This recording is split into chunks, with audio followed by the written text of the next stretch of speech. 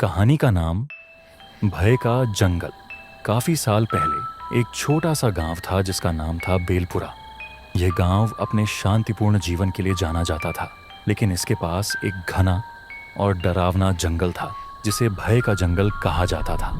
इस जंगल के बारे में कई डरावनी कहानियां प्रचलित थीं। कहा जाता था कि जो भी इस जंगल में गया वह कभी वापस नहीं लौटा।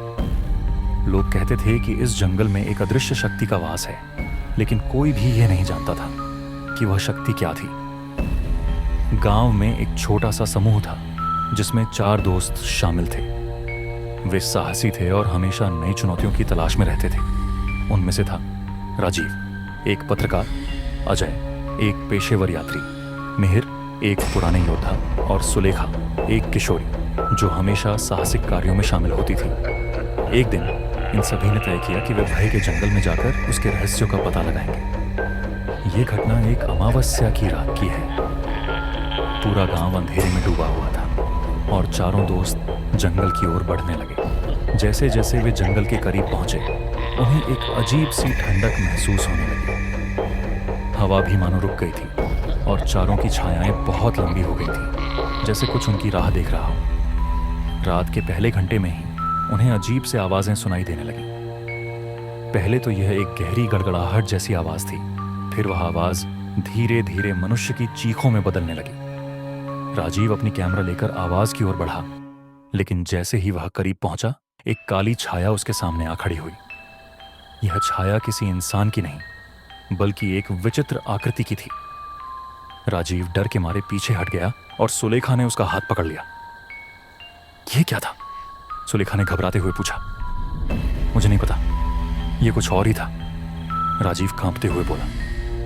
वे फिर से अपनी यात्रा पर निकल पड़े, लेकिन जैसे जैसे वे जंगल के अंदर बढ़ते गए, अजीब घटनाएं घटने लगीं। अजय, जो एक अनुभवी यात्री था, ने देखा कि जंगल के पेड़ पत्ते उनके कदमों के निशान मिटा रहे थे। यह सब कुछ बहुत अजीब और खतरनाक लगता था।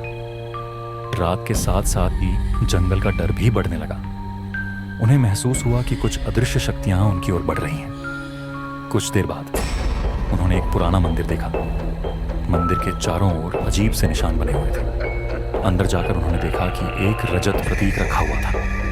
प्रतीक बिल्कुल अनोखा था, जैसे एक प्राचीन ताबीज।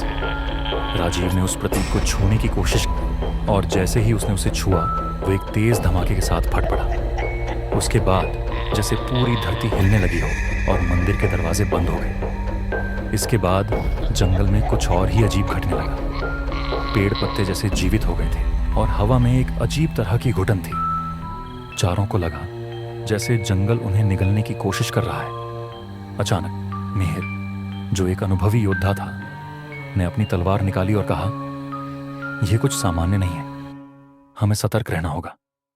लेकिन वह भी जल्दी ही समझ गया कि उसका हथियार इस अनदेखी ताकत के खिलाफ बेकार था। कुछ समय बाद वे एक पुराने कब्रिस्तान के पास पहुंचे। कब्रिस्तान में एक विशाल मूर्ति थी जिसकी आंखों में अजीब सी चमक थी। मूर्ति का चेहरा एक डरावनी मुस्कान के साथ था, जैसे वह उन्हें देख रहा हो। मिहिर को एहसास हुआ कि यह मूर्ति केवल एक मूर्ति नहीं, बल्कि जंगल की शक्ति का प्रतीक है। जैसे ही वे मूर्ति के पास पहुंचे, आलम, जो पहले उनके साथ था, अचानक दिखा। लेकिन अब वह पहले जैसा नहीं था। उसकी आंखों में अंधकार था और चेहरे पर एक खौफनाक हंसी थी। उसने कहा, अब तुम सब यहीं रहोगे, मैं तुम्हें बाहर नहीं जाने दूंगा। अब चारों समझ गए कि जंगल एक जीवित प्राणी की तरह है और कोई भी इस जंगल में घुसे तो वह कभी बाहर नहीं निकल सकता। वे एक एक करके खोने लगे। राजीव, अजय, मिहिर और सुलेखा सभी जंगल की गहराई में खो गए और उनका नाम अब सिर्फ जंगल की हवाओं में सुनाई देता है। आज भी कोई साहसी इस जंगल में कदम रखने की सोचता है, लेकिन वे जानते हैं कि एक बार इस जंगल में कदम रखने के बाद वापस लौटना असंभव है। भय का जंगल अब केवल एक डरावनी कहानी नहीं, बल्कि एक जीवित कैदी की तरह है जो कभी भी आपको अपनी चपेट में ले सकता है।